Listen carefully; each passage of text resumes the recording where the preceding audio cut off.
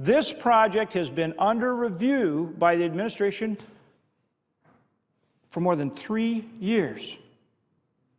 The EPA and the State Department have been reviewing the project. And in our legislation, we just said, hey, this has been under review for more than 3 years. It's time to make a decision. It's time to move forward.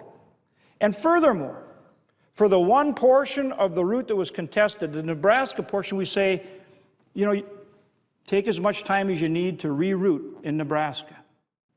These are the oil and gas pipelines in the United States. All these red lines show oil and gas pipelines throughout our country.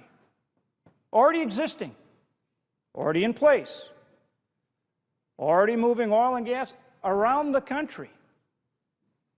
So now we're going to bring another one through here with all these pipelines, with the latest technology, latest safeguards.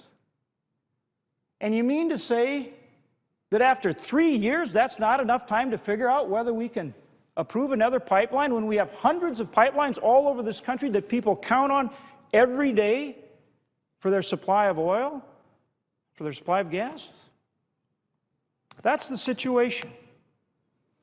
So clearly we can make this decision. Clearly, after more than 3 years of study, it doesn't make sense to not move forward, particularly when we're talking about tens of thousands of jobs that we need. Not only will it not cost our federal government revenue, it will generate hundreds of millions in revenue back to local, state, and federal government. In addition to creating jobs, reduces our dependence on Middle East oil. And if we don't do it, the oil goes to China. Still produced, goes to China. So we actually have better environmental stewardship with the project. For my home state of North Dakota, back to one of these earlier charts.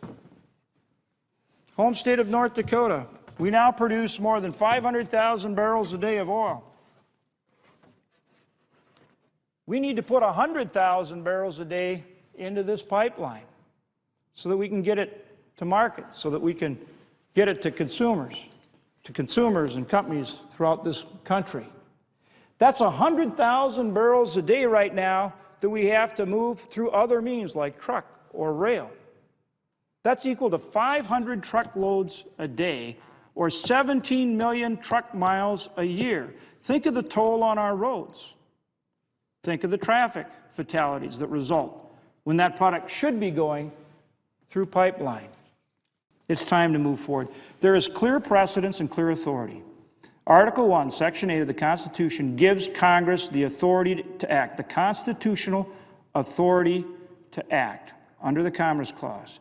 Congress exercised that authority in 1973 for the Alaskan pipeline.